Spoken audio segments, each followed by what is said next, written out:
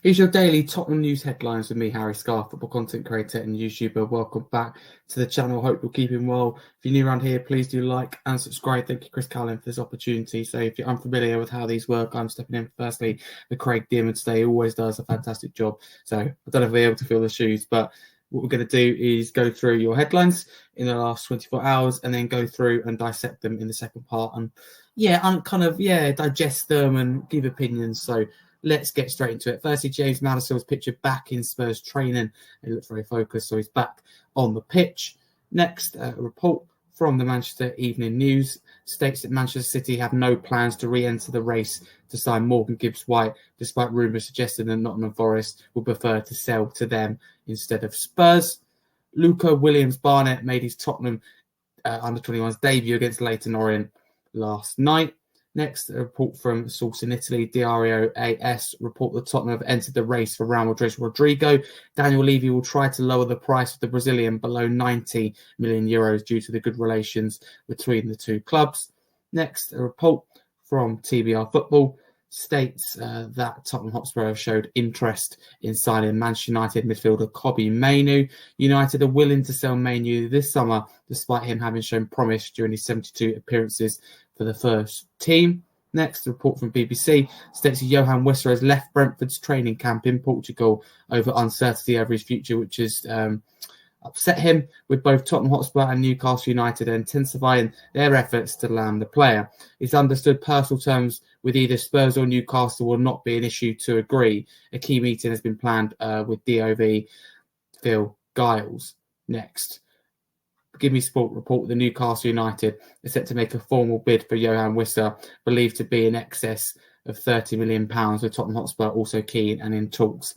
Brentford would rather keep Yoane Wissa and have quoted Forest at over £50 million, but the players pushing for a move away from the Bees, the West London club. Suitors feel a deal can be reached for less. Our under-21s lost 3-1 at Leyton Orient against Leyton Orient. Tottenham Hotspur Academy took to X to say we are delighted to announce that Oliver Boast has joined our academy from Leeds United, and also the 16-year-old English youth international is linked up with our under-18s as a first-year scholar. Next, Football London reports that Tottenham would need to get at least one central midfielder out the door before pushing through any concrete interest in signing Bayern Munich midfielder João Palhinha. Whilst there is that interest, is one of a number of candidates that Spurs are looking at to be the new defensive midfielder. There would need to be at least one departure from that area of the squad. Next, Foot Mercato reports that Tottenham Hotspur are currently not interested in Baide. Olympique Marseille have also inquired about Seville's FC's conditions for Baide. Sunderland, Bournemouth and Villarreal are also in the race for the centre-back. Next, the Athletic UK report that Tottenham Hotspur's preference would be to sign midfielder João Palhinha on a season-long loan deal, as opposed to looking to sign the player permanently. Fabrizio Romano reports that Tottenham are not in active talks for Bournemouth centre-back Illia Zabarnyi. A verbal agreement has been reached with Zabarnyi since June with PSG, and Paris Saint-Germain are set to approach Bournemouth again and improve their first bid. On this day in 2009, Carl Walker signed for the club. On this day in 2014, day after, Ben Davies signed for the club. TBR Football report that Tottenham Hotspur are understood to be working on a potential offer for Bayern Munich midfielder João Palhinha. Spurs feel that the Portuguese defensive midfielder will be a good fit to Thomas Frank and also his system. And last but not least, Sky Sports report that Rodrygo is not a target at all for Tottenham. Those are your headlines, quite a few in the last 24 hours. It seems like our transfer window stood still, but there's still background talk. So we'll start with James Maddison. Great to see him back in training. I'm actually really excited for next season. I think he could bring a lot. Looks very focused. I think he's going to be really key under Thomas Frank, even with all the depth we have in the 10 role, which is still a lot of depth if we don't sign Gibbs-White, to be clear. Manchester Evening News about Gibbs-White.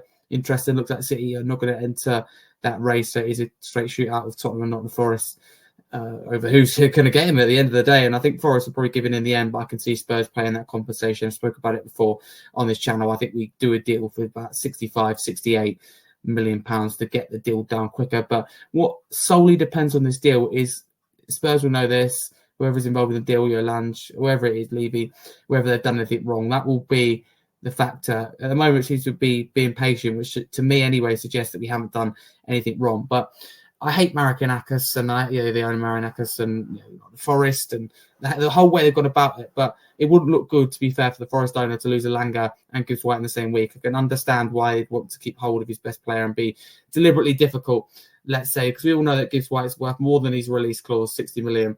And he's probably seen that we've gone directly to Morgan Gibbs-White's agent or Anand representatives rather than go through the club, and they've just seen it as an opportunity to try and keep hold of Gibbs-White, because really, if there wasn't a release clause, Forest would try and push out for 85 million, which, to be fair, is probably nearly worth. He's definitely more than 60 million. So they just can't get their head around losing their two best players. It doesn't look good for Forest. And then, obviously, as well, Murillo at centre-back, it wouldn't look good at all. DRAS is reporting Italy about Rodrygo and Levy trying to reduce the price below 90 million euros. I just can't see it happen. It'd be a fantastic signing, but there are other priority positions, and I'd rather the money be spent elsewhere. Kobbie Mainoo, I think that's links that won't go away, because we could do with an 8 as well as a 6, and Mainoo, for me, fits that category as an 8, and he fits that Frank system. I see Mainoo as that player that can play the passes and bring the energy, very like Pat Matasar, but he's very young, very raw. BBC about Wissa seems to be really upset and dysregulated, as the word used, about his future. So it looks like Brentford are letting him go back to deal with his future, which to me suggests he could leave the club. Newcastle do look more likely, though, I have to say at this moment in time. But Tottenham also interested. I love Wissa. I think for a serious club, I love Richie, but I think we go, look, we paid too much for you, Richie. You can never say fit. You're never, consistent. Thank you so much, but goodbye, and bring in Wissa as I say number 2, as someone who could compete with Solanke. I like Solanke. I think he's better than Tottenham fans and Premier League fans in the widely, generally, pundits and that as well, give him credit for. A lot more to his game last season than goals. This year, I hope the goals will come under Frank's system. Thomas Frank always gets a lot out of number 9, and Wissa has played for them before. But 29-year-old, how much do you want to pay for him? It's tough, but he's a really good player at the end of the day. So we'll have to see what happens with that. Shame about the under-21s. But it's one of those things you lose to Leyton Orient. I do like Leyton Orient as a club. Now, João Palhinha is interested. I see João Palhinha as this blocker, this destroyer, this immense player in 1v1s.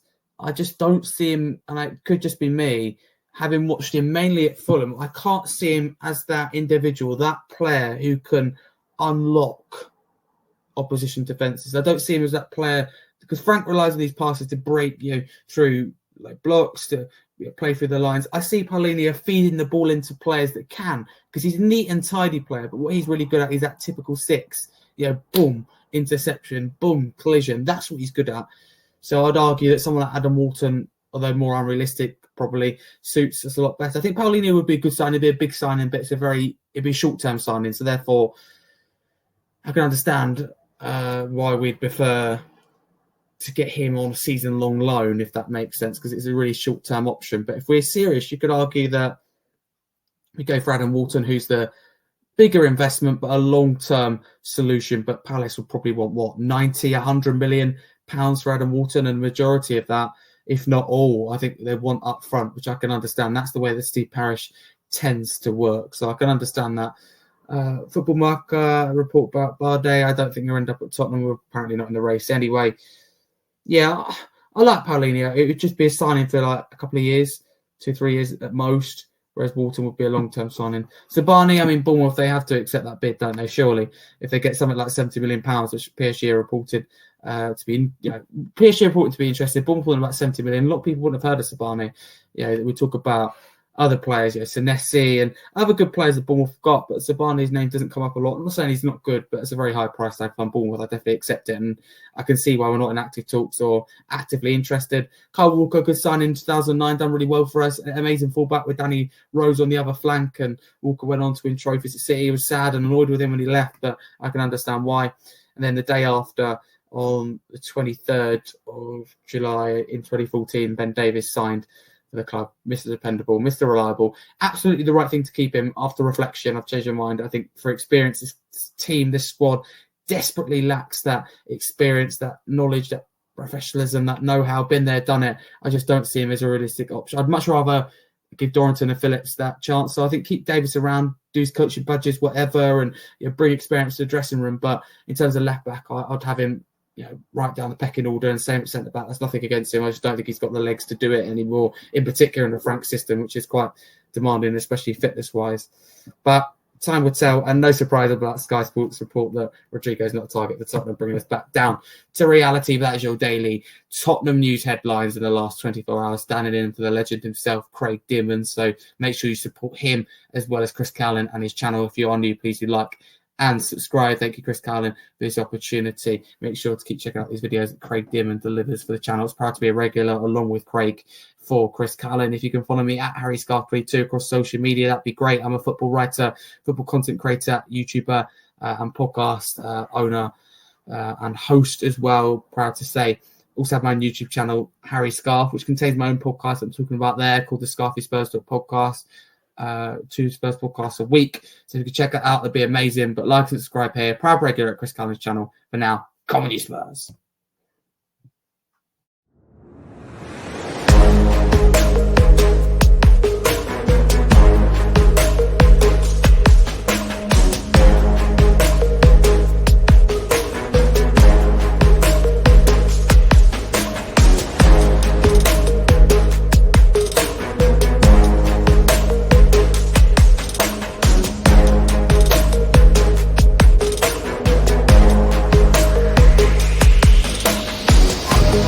be right back.